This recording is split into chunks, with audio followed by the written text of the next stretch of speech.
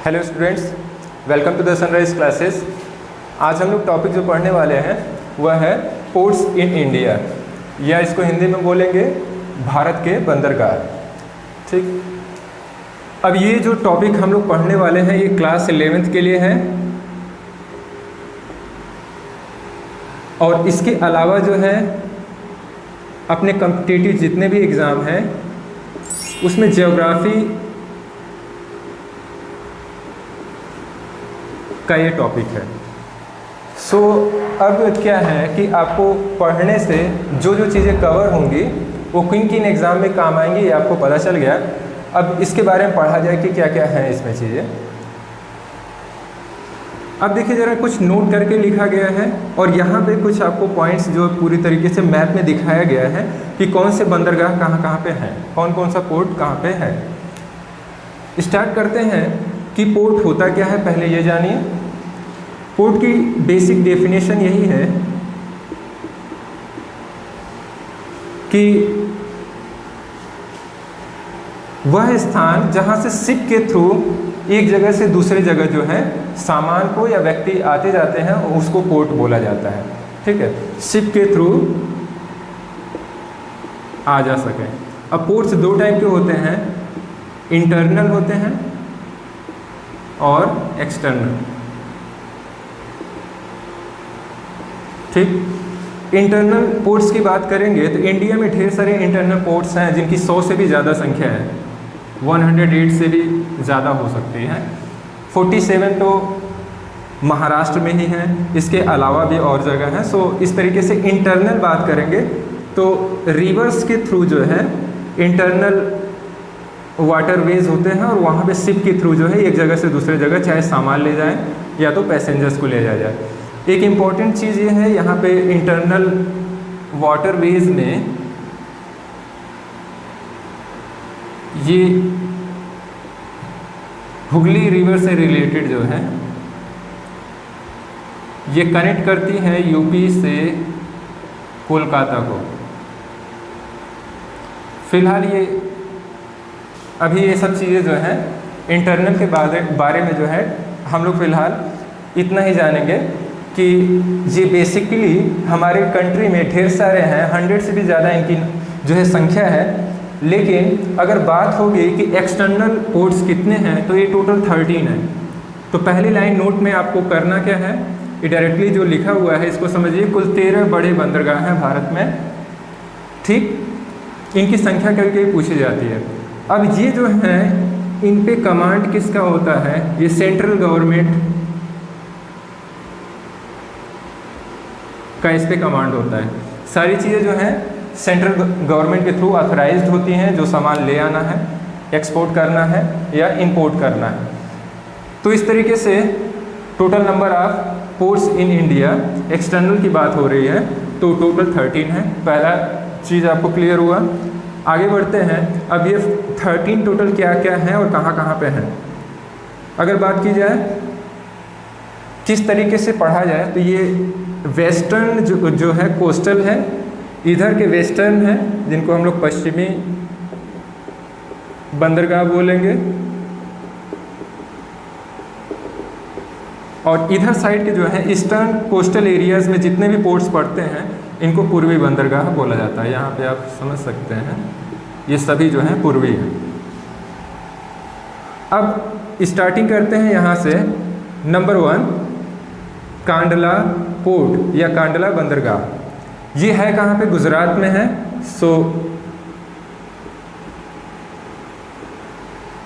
ठीक, अब ध्यान दीजिए, इससे रिलेटेड जितने भी स्टेटमेंट हैं या जितने भी फैक्ट हैं उन सभी चीज़ों को यहाँ लिख दिया गया है।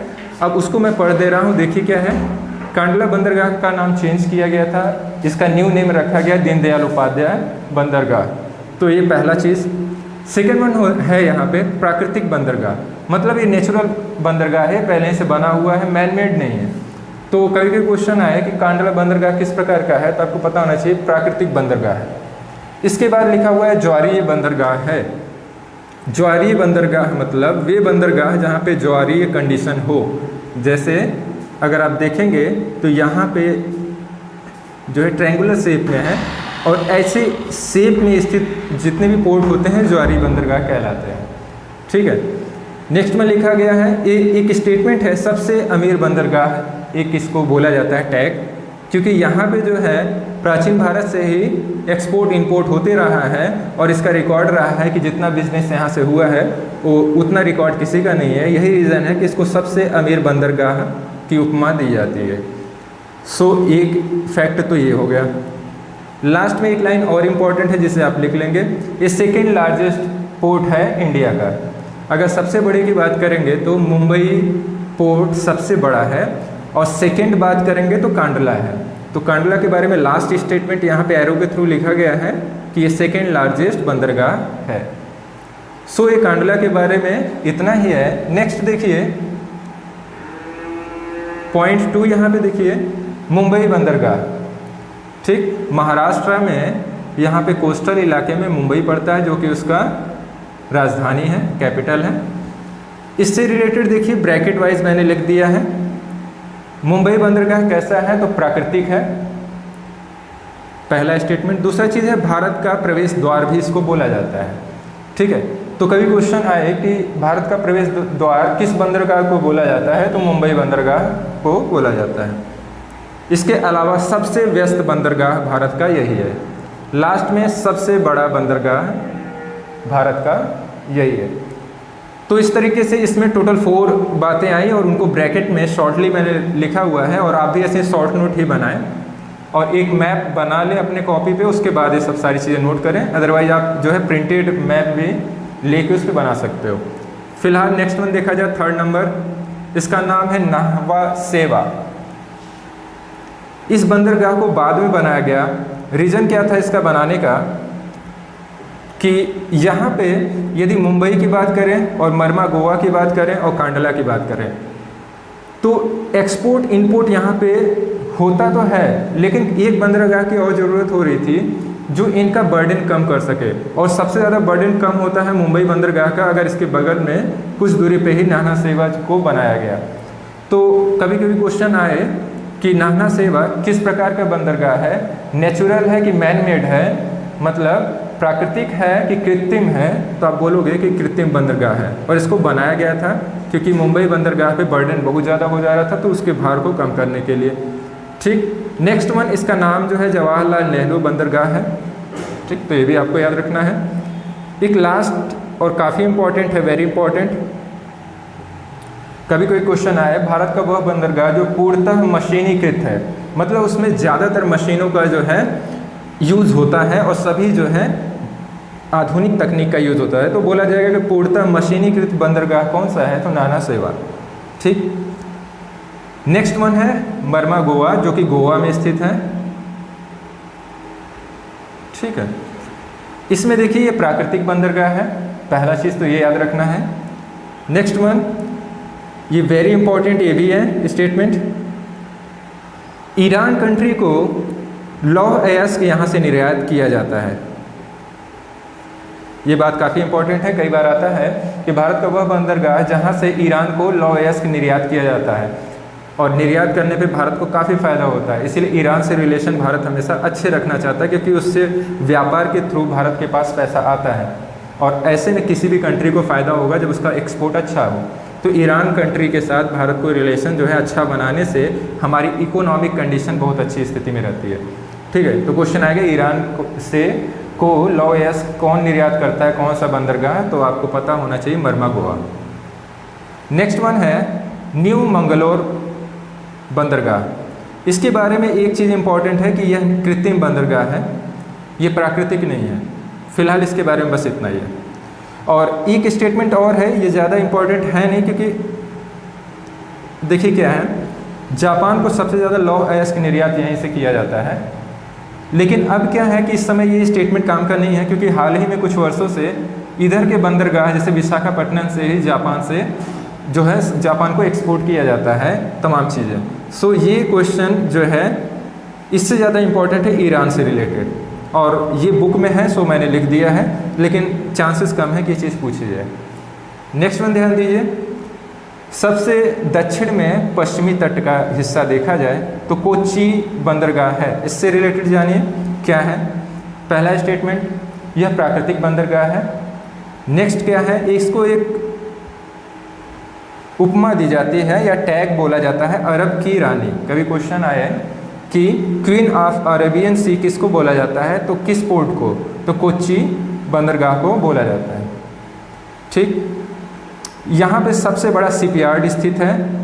भारत का सबसे बड़ा शिपयार्ड कहाँ पे है, तो कोच्चि बंदरगाह पे है। लास्ट में लिखा हुआ है लैगून पर स्थित है। ठीक, तो ये भी एक स्टेटमेंट है जो आपको याद रखनी है। लैगून के बारे में बस थोड़ा सा स्टेटमेंट जानिए क्या होता है। यदि कोई जलीय हिस्सा किसी स्थल मार्ग के अंदर है कुछ इस तरीके से, और यहाँ पे क्या है, स्थल है,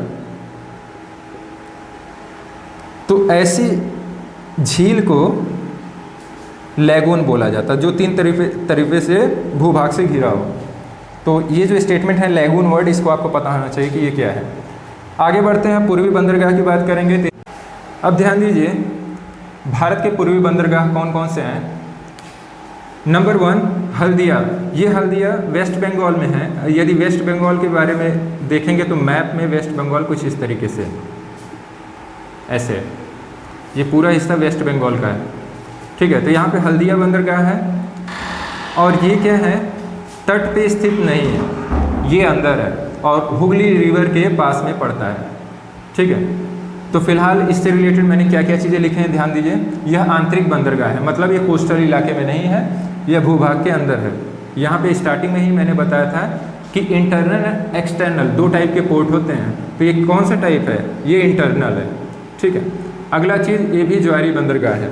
यहाँ पे मैंने ऑलरेडी एक्सप्लेन कर दिया है कि कांडला बंदरगाह ज्वारी बंदरगाह है, तो वहाँ पे सेम स्टेटमेंट इसके लिए भी है। नेक्स्ट वन क्या है, इसके पास में ही कोलकाता बंदरगाह है, इसके बारे में ध्यान दीजिए। कभी कोई क्वेश्चन आता है हुगली रिवर के रेस्पेक्ट में यह दाएं स्थित है कि बाएं। अब रिवर जो फ्लो होती है हुगली रिवर, ये जाके जो है गंगा रिवर में मिलती है, तो डायरेक्शन की बात करेंगे उसके रेस्पेक्ट में, तो ये जो है बाएं स्थित है हुगली रिवर के। तो ये भी इम्पोर्टेंट क्वेश्चन है। और नेक्स्ट वन, ये कोलकाता बंदरगाह नदीय बंदरगाह है, मतलब यह पोर्ट जो है नदी के किनारे है, समुद्र के किनारे नहीं है। तो कोलकाता बंदरगाह कुछ अंदर साइड में है और हुगली रिवर के बाएं स्थित है। आगे बढ़ते हैं, पारादीप, यह उड़ीसा में है या उड़ीसा में है, इसके बारे में जानिए। यह प्राकृतिक बंदरगाह है। ठीक, बस इतना ही इससे रिलेटेड। नेक्स्ट वन, विशाखापट्टनम, देश का सबसे सर्वश्रेष्ठ प्राकृतिक बंदरगाह यही है। ये भी वेरी इंपॉर्टेंट है। ठीक, सभी लाइन कभी ना कभी एग्जाम में आई हुई हैं, इसीलिए जो है ये नोट्स जो आप बनाएंगे आपके सारे क्वेश्चन भी कवर हो जाएंगे इसमें। विशाखापट्टनम से रिलेटेड सबसे इंपॉर्टेंट क्या है, देश का सर्वश्रेष्ठ प्राकृतिक बंदरगाह यही है। नेक्स्ट वन, सबसे गहरा बंदरगाह, ये कई बार एग्जाम में आ चुका है कि कौन सा बंदरगाह सबसे गहरा बंदरगाह है, तो विशाखापट्टनम है। नेक्स्ट वन, 3 बंदरगाह इनके बारे में जानिए। एन्नौर है, इसको कामराज बंदरगाह भी कहा जाता है। तो पहली बात जो यहाँ ब्रैकेट में ली गई है वो कामराज, इसका दूसरा नाम है एन्नौर का। ये सभी जो है तमिलनाडु में है। ठीक, नेक्स्ट वन देखिए, पूर्णतः कंप्यूटरीकृत या कारपोरेटरीकृत भी, कारपोरेटरीकृत,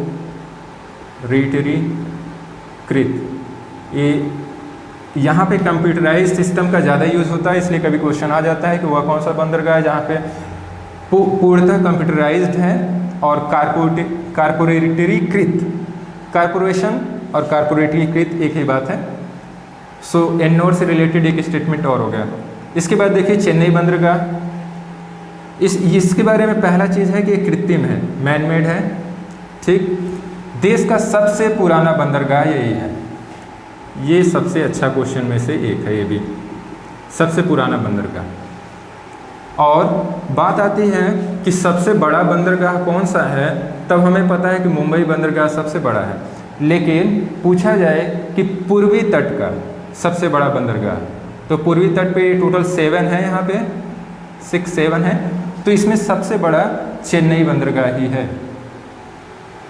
ठीक है, तो यहाँ पे मैंने लिखा हुआ है पूर्वी तट का सबसे बड़ा, एवं भारत में बात किया जाए ओवरऑल तो 3rd नंबर आता है इसका। ठीक, लास्ट में तूतीकोरिन, ये तमिलनाडु के एंडिंग में है और यह एक कृत्रिम है, इसको बनाया गया है और इसका एक और भी नाम है वीओ चिदम्बरम बंदरगाह। सो ये सभी बंदरगाह हुए टोटल 13 और इसमें एक चीज़ जो बचा हुआ है वो पोर्ट ब्लेयर पोर्ट या बंदरगाह, ये कहाँ पे है? अंडमान निकोबार। ठीक है। एक अगला क्वेश्चन, इंटरनल बंदरगाह तो ढेर सारे हैं, 100 से भी ज़्यादा हैं, उसमें एक है जो गुजरात में स्थित है, दाहेज बंदरगाह। क्योंकि बोला जाता है रसायनों से निपटने के लिए कौन सा बंदरगाह भारत सरकार ने बनवाया है, तो वह कौन सा है? दाहेज बंदरगाह। इससे रिलेटेड मैंने लिख दिया, रसायनों से संबंधित भारत का प्रथम बंदरगाह। ठीक है। अब रसायनों में क्या क्या है? सभी चीज़, मैन्योर, फर्टिलाइजर एंड अदर चीज़ें जितने भी केमिकल्स हैं, इसके अलावा भी सभी केमिकल्स जो हैं उससे रिलेटेड। अब कुछ क्वेश्चन हैं, 2 क्वेश्चन बचे हुए हैं। कोरोमंडल तट पे कितने बंदरगाह हैं और मालाबार तट पे कितने बंदरगाह हैं? कोरोमंडल तट की बात की जाए तो यहाँ के जो बंदरगाह हैं ये कोरोमंडल तट कहलाते हैं। मालाबार की बात करेंगे तो ये पश्चिमी हिस्से पे हैं। ठीक है। तो कोरोमंडल तट पे बात किया जाए कितने हैं, तो ये एन्नोर, चेन्नई, तमिलनाडु के हिस्से के, तो आप लिखोगे एन्नोर, चेन्नई, तूतीकोरिन और एक अपना विशाखापट्टनम।